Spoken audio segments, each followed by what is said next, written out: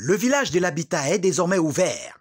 L'ouverture solennelle s'est tenue ce 3 octobre 2024 à l'hôtel Bengo de Bolva, aux côtés de Madame le ministre de l'Habitat et du Développement urbain, Célestine Quecha-Cortez, le ministre des Postes et Télécommunications, le gouverneur de la région du Sud, les représentants de l'ONU Habitat, des autorités administratives, municipales et traditionnelles de la région du Sud, mais surtout des invités spéciaux venus des pays étrangers, à l'instar du directeur général du guichet unique de délivrance du permis de construire de la République démocratique du Congo, Kennedy Mukendi. Profiter de cette opportunité pour remercier son Excellence Madame la ministre qui m'a invité, de pouvoir rehausser la présence de la RDC ici à travers les travaux.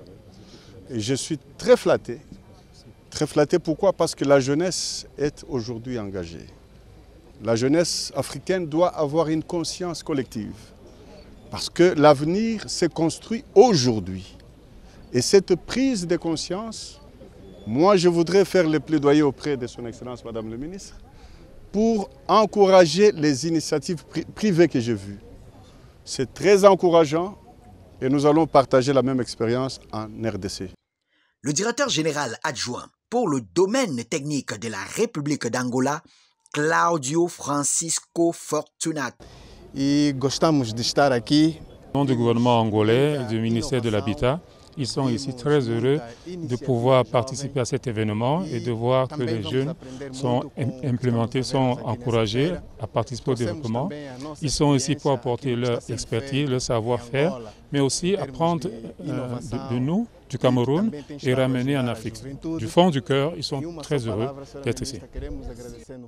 L'esplanade arrière de l'hôtel Bengo sert de village où pendant 5 jours sont attendus des milliers de visiteurs, occasion de s'abreuver à la bonne source d'informations dans les stands d'exposition installés sur ce site afin de s'édifier davantage sur la mise en œuvre de la politique de l'habitat au Cameroun, avec notamment des éclairages sur le rôle et les missions de chacun des acteurs de ce secteur d'activité hautement sensible et stratégique dans l'amélioration du cadre de vie des populations. La journée mondiale de l'habitat a été autorisée à être célébrée ici par le chef de l'État, qui est le président national du RDPC et qui déjà avait interpellé le gouvernement d'introduire dans tout ce qu'on fait les avancées technologiques, en l'occurrence l'intelligence artificielle.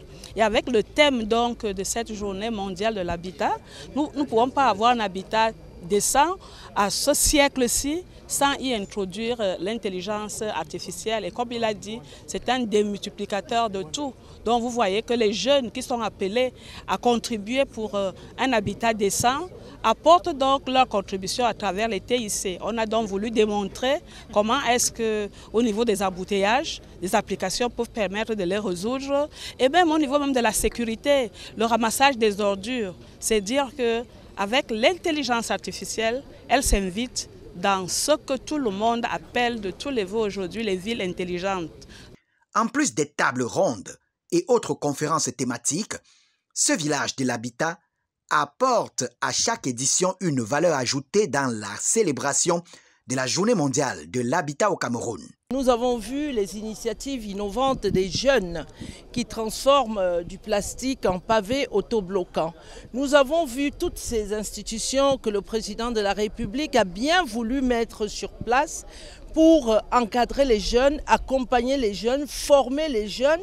Nous avons vu les départements ministériels, notamment le MINJEC, qui est ce ministère qui a tous les programmes, projets, instruments, appuis financiers, techniques, réarmement de morale, qui est au village pour parler aux jeunes, pour montrer toutes ces initiatives du président de la République aux jeunes du Sud, mais aussi aux jeunes du Cameroun qui sont venus très nombreux. Nous avons vu toutes les entreprises citoyennes présentes. Je voudrais saluer la présence d'ailleurs du parti à travers le chef de la délégation départementale, par ailleurs ministre des Postes et Télécommunications, qui a fait voir ce qu'on voit en termes de TIC, en termes d'intelligence artificielle, mais également en termes de présence. Dans une ville, on a de tout, y compris des partis. Le RDPC est là.